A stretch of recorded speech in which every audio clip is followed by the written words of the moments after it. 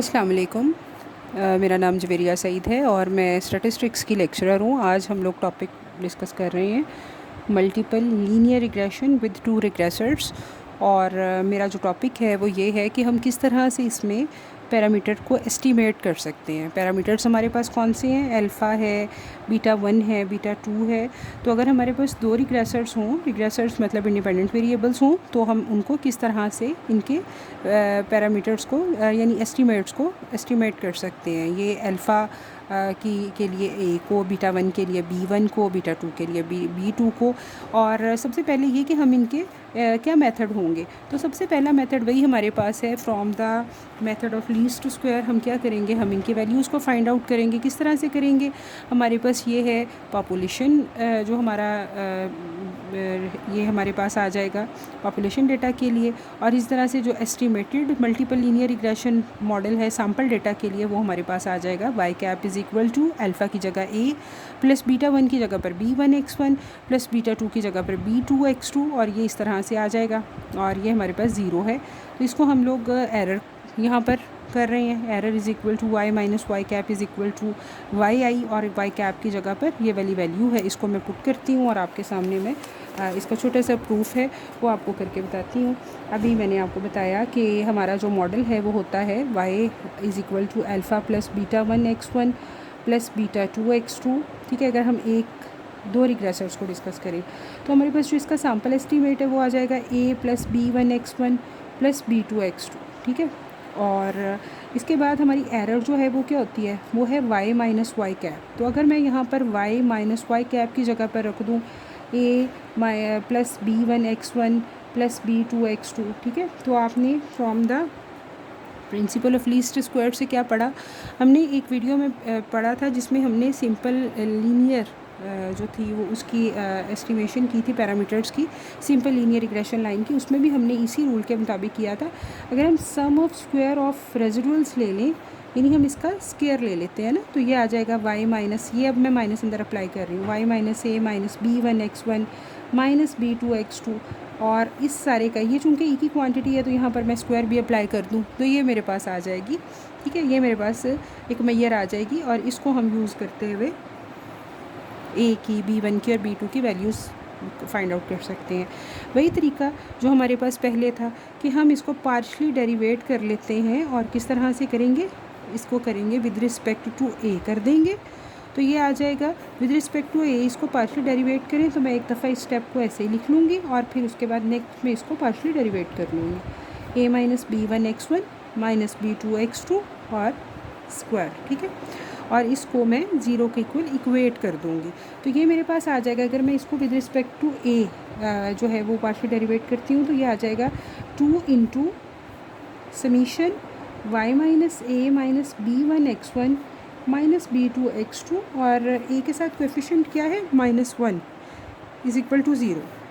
ये -1 इधर -2 से मल्टीप्लाई कर दें, ये आ जाएगा -2 into summation y minus a minus B1x1 minus B2x2, और ये is equal to 0। By dividing -2 upon both sides we get summation y minus a minus B1x1 minus B2x2। यहाँ से -2 से डिवाइड किया तो ख़त्म हो गया, और जब दूसरी तरफ गया तो ये -2 ज़ीरो हो जाएगा, 0 ओवर समथिंग इज़ 0। ठीक है, ये आ जाएगा। उसके बाद क्या हुआ, इस समीशन को अंदर अप्लाई कर दें, ये बन गया summation y minus n a minus B1 summation x1 minus B2 summation x2 is equal to 0। ठीक है, यहाँ तक काम कर लिया, और उसके बाद आपने क्या करना है, इसको समीशन y को सिर्फ इक्वेशन के इस साइड पे रहने दें और बाकी सबको दूसरी तरफ ले जाएं। दूसरी तरफ ले जाने से क्या होगा, ये सारी जो टर्म्स हैं ये पॉजिटिव हो जाएंगी। फ़िलहाल यहाँ तक काम करने के बाद आप इसको इक्वेशन 1 का नाम दे दें, और यहाँ से इसको फ़िलहाल हम लोग छोड़ते हैं और नेक्स्ट इक्वेशन की जानिब चलते हैं, नेक्स्ट काम की तरफ चलते हैं। और नेक्स्ट काम क्या है, अब हम पार्शली डेरिवेट करते हैं इसी समीशन ई स्क्वायर को विद रिस्पेक्ट टू B1। अब क्या कर रहे हैं, partial over partial B1 summation ई square partial over partial B1, और ये आ जाएगा summation y minus a minus B1 x1 minus B2 x2 square whole square, और ये आ जाएगा। और इसको भी इक्वेट करना है 0 के। मैं एक ही स्टेप में इसको फाइंड आउट कर रही हूँ। आप देखें ज़रा, ये आ जाएगा 2 शुरू पे, पावर शुरू पे आ जाएगी, समीशन एज इट इज़ आ जाएगा y minus a minus b1 x1 minus b2 x2, और मज़ीद जो है वो मेरे पास b1 के लिहाज से ले रहे हैं तो इसके साथ कोएफिशिएंट पड़ा है माइनस x1, ठीक है, तो इसको 0 के इक्वल इक्वेट भी कर रहे हैं। ये माइनस इस 2 से मल्टीप्लाई हो जाएगा तो ये बन जाएगा -2। ये x चूँकि वेरिएबल है, x1 पड़ा है यहाँ पर, तो ये x आ जाएगा समीशन के साथ, summation x1 y minus a minus b1 x1 minus b2 x2, this is equals to 0। अब -2 से दोनों तरफ डिवाइड करते हैं और बाकी क्या बचा, summation x1 y minus a minus b1 x1 minus b2 x2, this is equals to 0। अब समीशन x1 को अंदर मल्टीप्लाई कर दें, summation x1 y minus a summation x1, ये पैरामीटर है ना, ये चूँकि कांस्टेंट वैल्यू है इसलिए समीशन से पीछे आ जाएगी। नेक्स्ट आ जाएगा b1 summation x1 square minus b2 summation x1 x2 is equal to 0।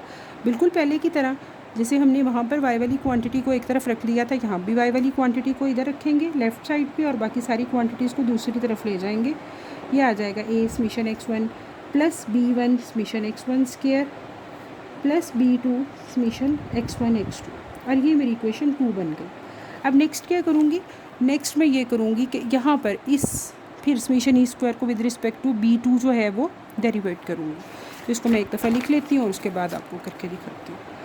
Partial summation E square over partial summation partial b2 of is equal to partial over partial b2, और रह क्या गया अंदर summation y minus a minus b1 x1 minus b2 x2 square, और इसको मैं 0 के equal equate भी कर रही हूँ, ठीक है। तो ये आ जाएगा मेरे पास 2 into summation y minus a minus b1 x1 minus b2 x2, और b2 के लिए कर रहे हैं तो साथ कोएफिशिएंट पड़ा है minus x2 is equal to 0।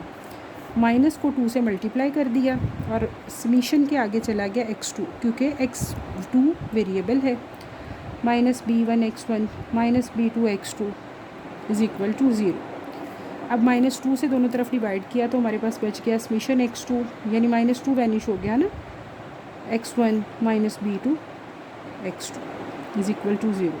Summation x2 से मल्टीप्लाई करें, summation x2 y minus a summation x2 minus b1 summation x1 x2 minus b2 summation x1 x2 square is equal to 0। बिल्कुल पिछली दोनों की तरह अभी भी क्या करेंगे, x वाली क्वांटिटी को एक तरफ रख लेंगे, summation x2 y is equal to a summation x2 और plus b1 summation x1 x2 plus b2 summation x2 square, ठीक है। अब ये है इक्वेशन 3। अब मैं इन तीनों इक्वेशंस को यहाँ पर लिख दूँगी आपके सामने।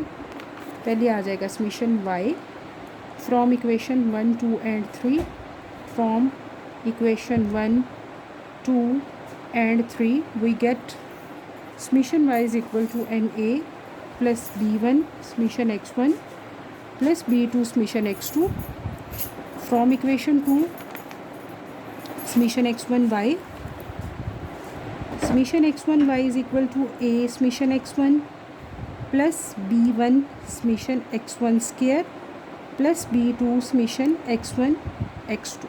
ये हमारी फाइंडिंग थी ना, यहाँ से ये मैं लिख रही हूँ, ठीक है। उसके बाद यहाँ से इक्वेशन 3 से मेरे पास आ गया summation x2 y a summation x2 plus b1 summation x1 x2 plus b2 summation x2 square.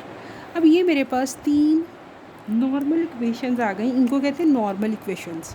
अब क्या करेंगे, हमारे पास जो डाटा होगा वो कोई इस तरह का डाटा हमें देगा और हमें कहेगा कि आप, ये मैं एग्ज़ाम्पल 11.1 आपके सामने लेके आ रही हूँ और ये पेज 459 है, शेर मोहम्मद चौधरी की बुक 1 है।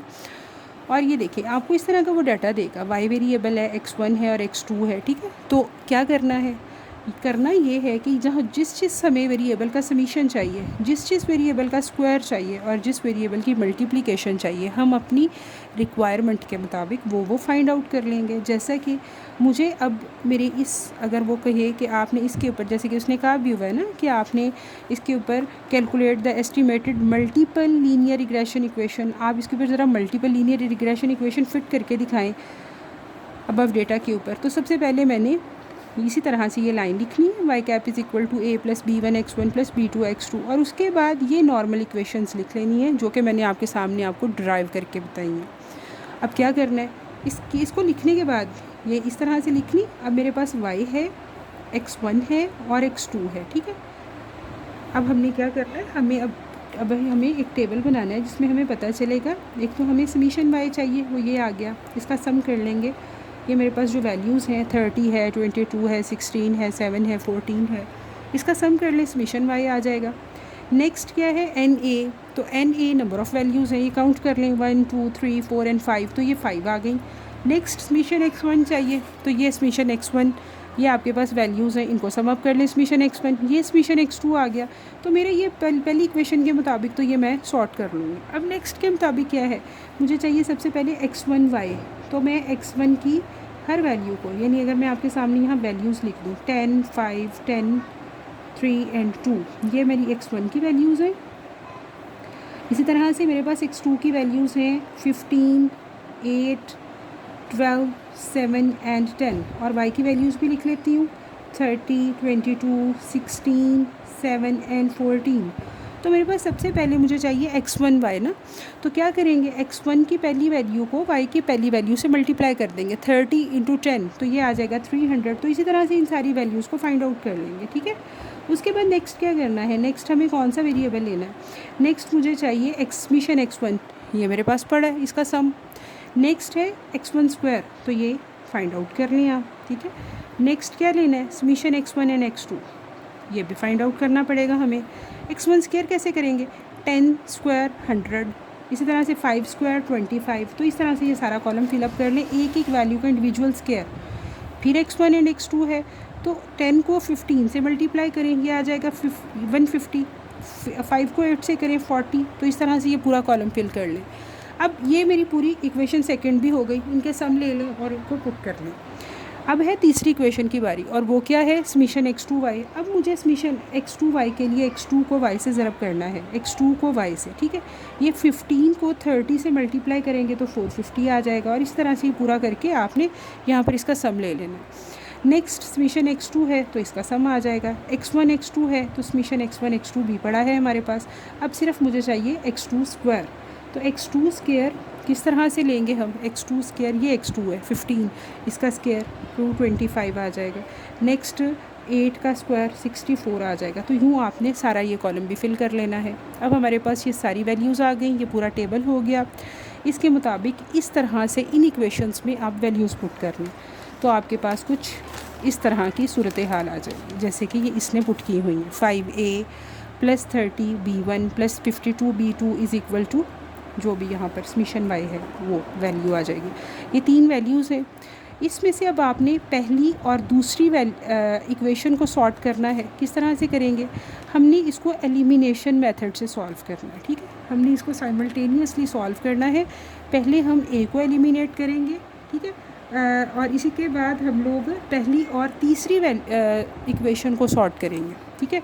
तो उसके साथ जो है वो हम लोग एलिमिनेशन मेथड से करेंगे। हमें ये 3 इक्वेशंस हैं, तो हमें ए को एलिमिनेट करके चौथी और पांचवी इक्वेशन मिलेगी, और उसके बाद जो है मज़ीद हमें चौथी और पांचवी को जब हम करेंगे, सॉल्व करेंगे एलिमिनेशन मेथड से, तो हमें किसी एक वेरिएबल की यानी b1 की या b2 की वैल्यू मिल जाएगी, और उसके बाद हम लोग उस वैल्यू को 4 या 5th में से किसी इक्वेशन में पुट करेंगे, तो हमें दूसरे वेरिएबल की वैल्यू मिल जाएगी, और इसके बाद इस तरह से a की भी आ जाएगी। अच्छा, आप लोग ये काम करके देखें। अगर आपको समझ आती है तो वेल एंड गुड, अगर नहीं आती तो आप मुझे कमेंट में बताएं, कमेंट बॉक्स में बताएं, तो मैं आपको ये वाला काम भी करवा दूँगी, ठीक है। चलिए, अपनी राय से मुझे आगाह करिएगा, वीडियो को बार बार देखें, अगर आपको समझ आ जाए तो लाइक करें और चैनल को भी सब्सक्राइब करें। और इसके अलावा अगर आपको समझ आती है और अगर आपको लगता है कि ये वीडियो आपके लिए फ्रूटफुल है, तो आप इसको शेयर भी करें ताकि दूसरे लोग भी इससे फ़ायदा उठा सकें। Thank you.